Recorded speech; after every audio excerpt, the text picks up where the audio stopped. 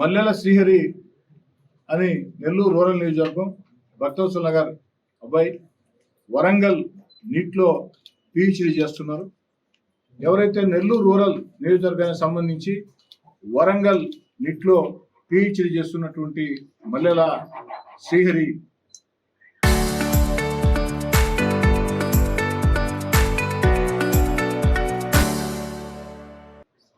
నా కార్యక్రమాన్ని స్పందించి నన్ను ప్రశ్నించవచ్చు అన్న నా కార్యక్రమాన్ని స్పందించి వారు నేరుగా స్పందించారు. వారి సూచన మేరకి రావడం జరిగింది.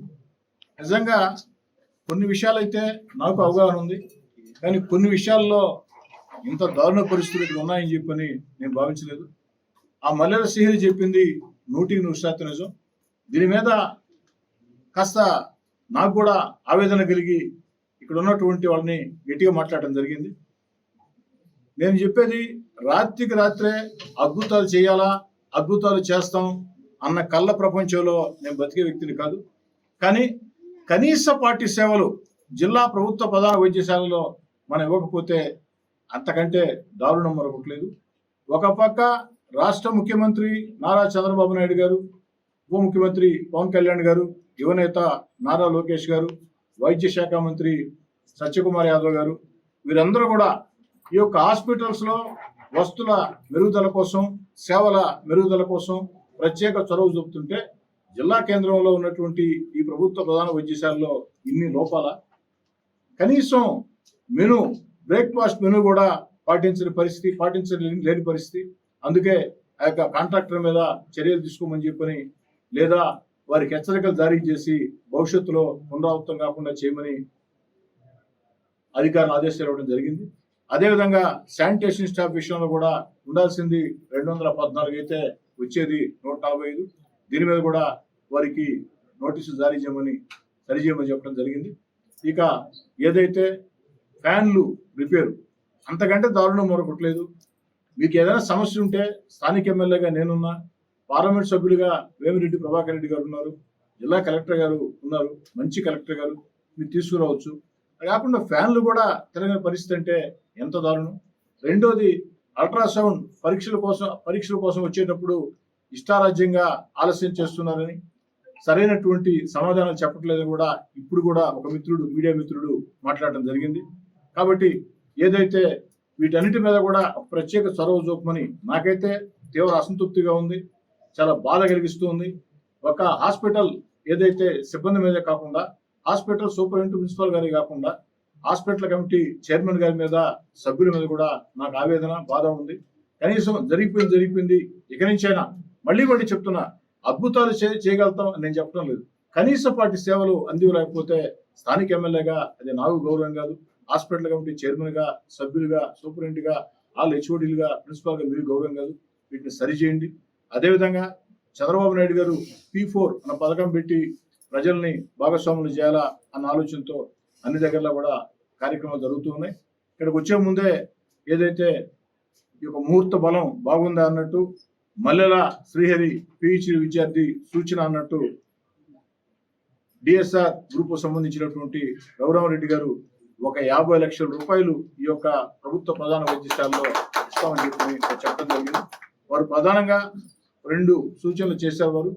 ఏదైతే హాస్పిటల్ మొత్తానికి ఒక ప్రత్యేకమైనటువంటి వాటర్ ప్లాంట్, అదేవిధంగా పేషెంట్ల బంధువులు ఒక 400 మందికి ఒక ఏసీ రెస్ట్ హౌస్ లాగా, అంటే వేచి ఉండే గది, ఆ యొక్క పేషెంట్ల బంధువులు వేచి ఉండే గది మేము మెయింటైన్ చేస్తాం దాన్ని.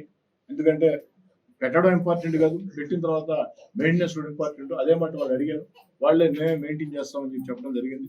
ఇంకా కూడా ఏదైనా వారి వైపు నుంచి సేవలు అందించేదానికి నేను ప్రయత్నం చేస్తాను.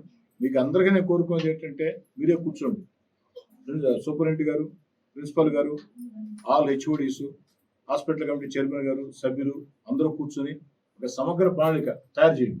మొత్తం చేస్తామని చేయగలుగుతామని నేను చెప్పలేను, కానీ ఖచ్చితంగా ఏదైతే గుంటూరు ప్రభుత్వ ప్రధాన వైద్యశాల అద్భుతంగా ఉంది, గుంటూరు ప్రభుత్వ ప్రధాన వైద్యశాల సేవలు చాలా బాగున్నాయని అందరూ చెప్తూ ఉంటారు. మరి మనం ఎందుకు చేయలేము?